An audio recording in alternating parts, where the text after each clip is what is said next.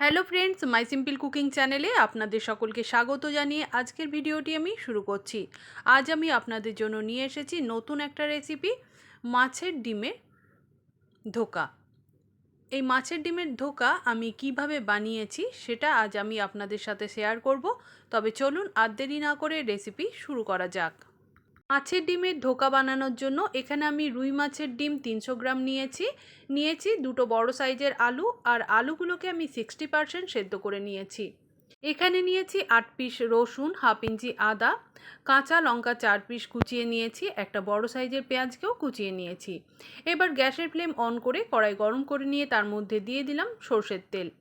সামান্য একটু বেশি পরিমাণ সর্ষের তেল নিয়েছি, তার মধ্যে দিয়ে দিলাম কোচানো পেঁয়াজটাকে আমি শুধুমাত্র নেড়েচেড়ে নিচ্ছি, শুধুমাত্র তেলের মধ্যে একটু উলটপালট করে নিলাম। তারপর দিয়ে দিলাম ওই যে 4 পিস কোচানো কাঁচা লঙ্কার পেঁয়াজটাকে দিয়েও শুধুমাত্র একটু নাড়াচাড়া করে নেবার পর এবার আমি দিয়ে দেব ওই যে আদা আর রসুনের পেস্টটাকে। এটাকে আমি জল ছাড়াই পেস্ট করে নিয়েছি। আদা রসুনের পেস্টটাকে দিয়েও ওই একইভাবে শুধুমাত্র একটু নাড়াচাড়া করে নেব। আর এখানে দেখো রসুনগুলো আমার একটু দানা দানা রয়ে গেছে, তাতে কিন্তু কোনো ক্ষতি নেই। আদা রসুনটাকে দিয়ে ওই পেঁয়াজ লঙ্কার সাথে জাস্ট একটু উলটপালট করে নিলাম। এবার আমি দিয়ে দিচ্ছি পরিমাণ মতো লবণ, দিচ্ছি হাফ টেবিল স্পুন হলুদের গুঁড়ো, আর দিয়ে দিচ্ছি 1 টিস্পুন ধনের গুঁড়ো, 1 টিস্পুন জিরের গুঁড়ো, দিচ্ছি 1 টিস্পুন কাশ্মীরি মির্চের গুঁড়ো, 1 টিস্পুন গরম মশলার গুঁড়ো। মশলাগুলো ওই শুধুমাত্র একটু উলটপালট করতে করতেই দেখবেন কখন সমস্ত মশলা ভাজা হয়ে গেছে, তাই অতিরিক্ত কোনো মশলায় ভাজার কোনো প্রয়োজন নেই। আর এই সময় গ্যাসের ফ্লেমটাকে আমি লো টু মিডিয়ামে করে রেখেছিলাম। এখন দেখুন মাছের ডিমটাকে আমি দিয়ে দিচ্ছি মশলার মধ্যে, তবে মাছের ডিমটাকে কিন্তু আমি লবণ ছাড়া চটকে নিয়েছিলাম। মাছের ডিমটা দেওয়ার সাথে সাথেই আমি দিয়ে দেব সেদ্ধ করে রাখা আলুটাকে আমি হাত দিয়ে একটু ভেঙে নিয়েছিলাম। মাছের ডিমটা দেওয়ার পরই কিন্তু খুব শীঘ্রই এই কাজটা করে নিতে হবে, মানে আলুর সাথে মাছের ডিমটাকে উল্টে পাল্টে খুব ভালোভাবে মিশিয়ে নিতে হবে। আর গ্যাসের ফ্লেমটাকে কিন্তু একেবারে লো টু মিডিয়ামে করে রাখতে হবে। আলু আর মশলার সাথে মাছের ডিমটাকে নাড়াচাড়া করতে করতে দেখুন মাছের ডিমটা কিন্তু অনেকখানি টাইট ভাব চলে এসেছে। এই সময় গ্যাসের ফ্লেমটাকে আমি বন্ধ করে দিলাম। এবার একটা থালার মধ্যে আমি মাছের ডিমটাকে তুলে নিচ্ছি। বন্ধুরা, মাছের ডিমটা যখন আলু আর মশলার সঙ্গে নাড়াচাড়া করবেন তখন কিন্তু ওই কাজটি অনবরত করতে হবে, তা না হলে মাছের ডিমটা শক্ত হয়ে যাবে, তখন আর মাছের ডিমের মধ্যে ধোকার শেপটা দেওয়া যাবে না। তাই ওই কাজটি খুব সাবধানে করে নিতে হবে। আমি মাছের ডিমটাকে থালার মধ্যে নামিয়ে আলু যদি একটু ছিল দানা দানা সেগুলো হাত দিয়ে ভালো করে চটকে মেখে নিয়েছি। আর এটাকে আমি ঠান্ডা করে নেওয়ার পর 4 টেবিল স্পুন বেসন দিয়ে এটাকে আমি ভালো করে মেখে নিচ্ছি। বেসনের সাথে মাছের ডিমটাকে আমি ভালোভাবে মেখে নিয়েছি। আর অতিরিক্ত বেসন ব্যবহার করবেন না, তাহলে কিন্তু বেসনের স্বাদটাই বেশি পাবেন, মাছের ডিমের কম স্বাদ পাবেন।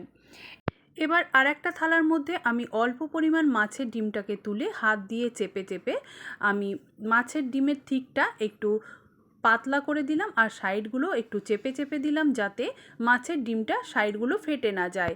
এবার একটা ছুরির সাহায্যে আমি মাছের ডিমটাকে ধোকার শেপ দিয়ে নেব। তবে আপনারা চাইলে মাছের ডিমটাকে গোল গোল করেও ভেজে নিতে পারেন, যদি আপনাদের অসুবিধা হয় তবে। দেখুন মাছের ডিমের মধ্যে আমার ধোকার শেপ দেওয়া হয়ে গেছে।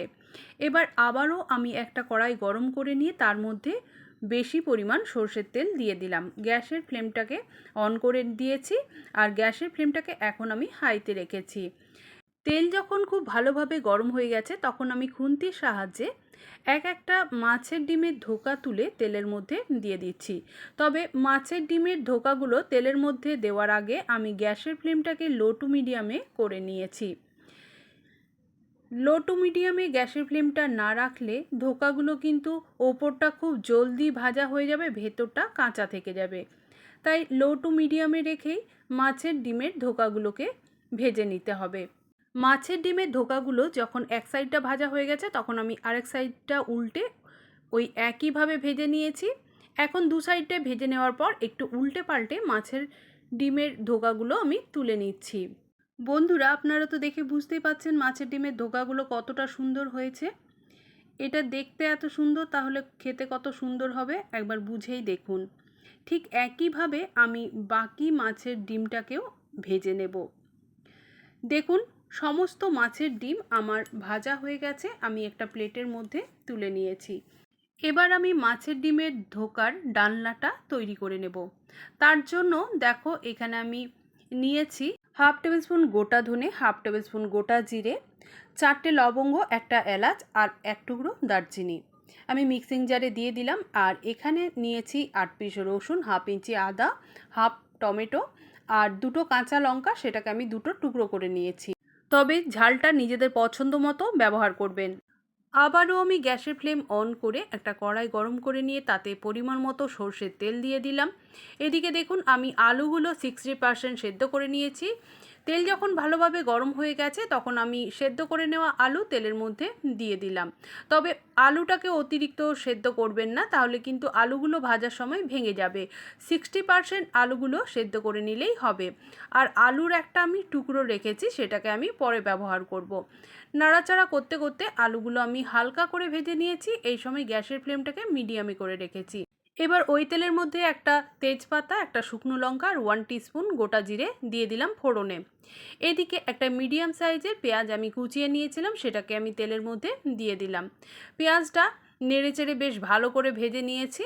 পেঁয়াজটা যখন বাদামি রং ধরেছে তখন আমি ওই যে পেস্ট করে নেওয়া মশলাটা পেঁয়াজের সাথে দিয়ে দিলাম। এবার মশলা আর পেঁয়াজটাকে খুব ভালোভাবে নেড়েচেড়ে আমি একটু কষিয়ে নেব। মশলা থেকে যখন তেল ছাড়তে শুরু করেছে তখন আমি 1/2 টেবিল স্পুন হলুদ, পরিমাণ মতো লবণ, 1/2 টেবিল স্পুন চিনি আর 1 টিস্পুন কাশ্মীরি মির্চের গুঁড়ো দিয়ে আমি মশলাটাকে বেশ সুন্দরভাবে আর একটু কষিয়ে নিচ্ছি। মশলাটা কষাতে কষাতে একেবারে শুকিয়ে গেছে, তখন আমি একটু জল দিয়ে দেব ওই যে সেদ্ধ করে রাখা আলুটা সাইডে সরিয়ে রেখেছিলাম, সেটাকে আমি হাত দিয়ে চটকে মশলার মধ্যে দিয়ে দিচ্ছি। মশলার সাথে সেদ্ধ করা আলুটাকে আমি ওই 2-3 সেকেন্ডের মতো একটু নেড়েচেড়ে নিচ্ছি। এইভাবে মশলার সাথে সেদ্ধ করা আলু ব্যবহার করলে গ্রেভিটা একটু ঘন হয়, তার জন্য আমি ব্যবহার করেছি। আপনারা চাইলে ব্যবহার করতেও পারেন, আবার নাও পারেন। এবার একটু মশলার সাথে জল দিয়ে ভেজে রাখা আলুগুলো দিয়ে একটু নেড়েচেড়ে ভেজে নিলাম ওই 2-3 সেকেন্ডের মতো, কারণ মশলা তো ভাজা হয়েই গেছে।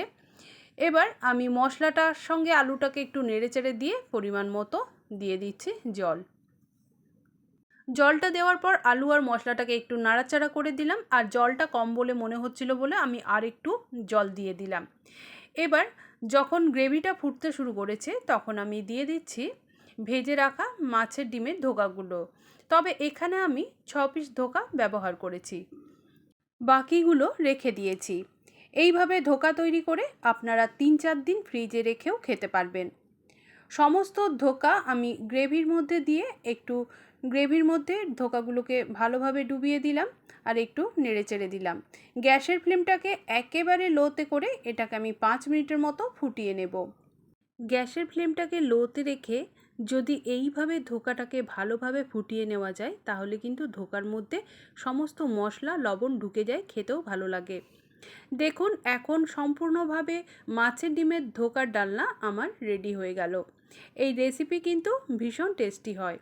এখন আমি গ্যাসের ফ্লেম বন্ধ করে দিলাম। দেখুন, আমি এই পরিমাণ গ্রেভিটা রাখবো। আপনারা চাইলে জলটা যদি আরেকটু বেশি রাখতে চান তাহলে রাখতে পারেন। গরম মশলা আমি যেহেতু মশলার সঙ্গে পেস্ট করেই ব্যবহার করেছি, তাই আমি রেসিপি শেষে আর ব্যবহার করিনি। আপনারা চাইলে ঘি আর গরম মশলাটা শেষে দিয়ে নিতে পারেন। এবার আমি একটা সার্ভিং প্লেটের মধ্যে ধোকাটাকে সার্ভ করে নিচ্ছি। দেখুন, কিছুক্ষণ ঠান্ডা হয়ে যাওয়ার পর আমি ধোকাটা সার্ভ করে নিচ্ছি, কতটা সুন্দর হয়েছে। আজকে এই পর্যন্তই। আবার অন্য কোনো রেসিপি নিয়ে আমি আপনাদের কাছে হাজির হব। আপনারা সবাই সুস্থ থাকুন, ভালো থাকুন, আমার পাশে থাকুন। আমার এই রেসিপিটা যদি আপনাদের ভালো লেগে থাকে তাহলে অবশ্যই একটা লাইক করবেন, আমার চ্যানেলটিকে সাবস্ক্রাইব করে পাশে থাকা বেল নোটিফিকেশনটা প্রেস করে দেবেন। তাহলে আমার দেওয়া সমস্ত সহজ সহজ ভিডিওগুলি সবার প্রথমে আপনাদের কাছে পৌঁছে যাবে। আমার এই পুরো ভিডিওটি দেখার জন্য আমার সকল বন্ধুদের ধন্যবাদ।